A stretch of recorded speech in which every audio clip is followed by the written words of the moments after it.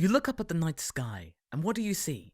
For most, it's the infinite expanse of the known universe twinkling across the inky black horizon, sparkling like precious gems amongst galaxies, pools of ink dispersing into the blackness. Others see the vast amount of stars out there and think about whether our planet is the only inhabited one, or if there are others strewn about the celestial map. In Brynhildr in the Darkness, we feel that curiosity in spades, as well as finding out that aliens may be closer to home than you might think. Our story begins with two children, one named Ryota and the other known as Kuroneko, or Black Cat on the account of her hair, I'd assume. They spend their nights looking through a telescope at the stars, and Kuroneko would proclaim that aliens do exist. In fact, she knows where one is, and takes Ryota to where it is to prove it, which leads to her death.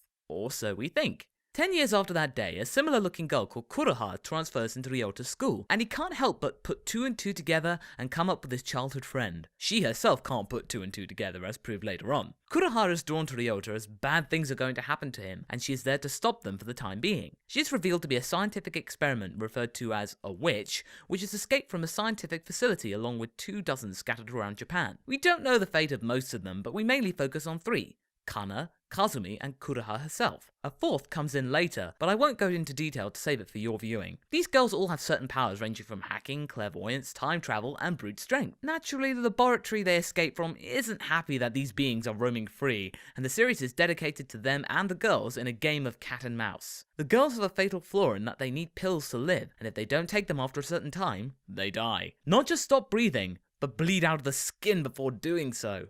Yikes. That's not how they die. There's more, but again, spoilers. Go watch yourself for the gory details. Why is this so gory? Does the art style look familiar to you? Like from a similarly graphic anime you might have seen or at least heard of? You're not mistaken. Brynhildr in the Darkness is written and animated by the same team that produced Elfen Lied, the 2004 anime which is about an escaped scientific experiment with special powers and an innocent bystander taking her in whilst outwitting their former captors. Lin Okamoto and Studio Arms have effectively hit the copy and paste button and replicated the general gist of Elfen Lied, but modified it enough so that people won't cry foul. The key differences being that there are more witches with similar powers, the main character Kuroha can properly talk and convey her feelings, slightly more comedy, a lighter ambience, but still pretty heavy on blood, and more of a sci-fi edge to proceedings. On the surface, the whole escape patient angle may seem a little safe, and if you saw Elfen Lied, you'll feel right at home, but it feels a little more complex than the aforementioned anime. It actually feels more mainstream and something that is more accessible. The 2004 show was clearly meant for adults and was pure nightmare fuel, a niche product. 10 years later, and Brynhildr in the Darkness feels like it's done its homework, and realised that it needs to tone the gore down a little, up the girl count, and use the W word. That'll make it sell. It's like the production has had a crash course of selling anime and come up with something more marketable, demonstrate a magical vibe despite the powers being sourced from questionable technology, and people will be less likely to tune out for the sheer gore fest. The series Pupa from the winter 2014 season proved that too much mindless violence and blood will lead to horrified viewers switching off. It was third in Anifile's worst 5 anime as chosen by its visitors, so Okamoto's team has had to work out a happy medium.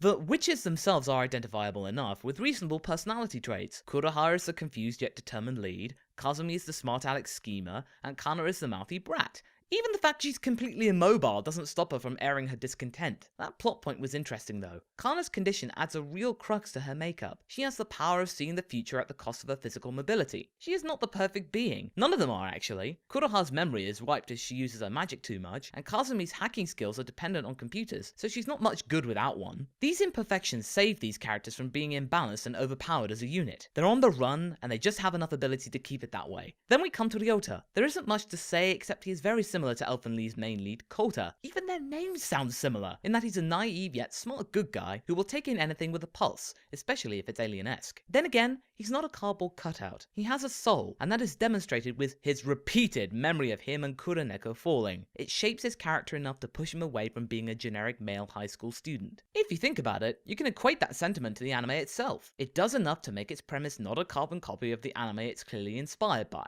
Brynhildr in the Darkness is a technically accomplished show, which does a good job at animating and detailing the world that Ryota and friends live in. It's a well-made product with a less than original premise. This show isn't going to win awards, but Okamoto has succeeded in making a show which is shocking yet nowhere near as repellent than its previous creation. It's graphic enough to be spread through word of mouth and not have people throw up through said mouth. The plot has a lot of hooks in which to keep you involved. I myself was susceptible to the whole one more episode bug, which is the sign of an interesting plot. I liked Elfenlied, and therefore it's not wrong to assume that I like this show too.